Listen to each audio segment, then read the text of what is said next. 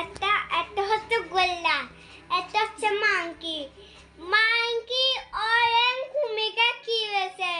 তারপর একটা গোল্লা আসছে না, তপাস তপাস করে আসছে। আল্লাহ, আমি তো ভয় পাচ্ছি। হ্যাঁ, আমি গোল্লাকে না তোমাকে কুংকি ওয়া হা হা হা হা হা। না আমাকে কি হলো না, আমি কুমিকে কি হয়েছি? বাদর বাদর আমার অরেন দাদা আছে।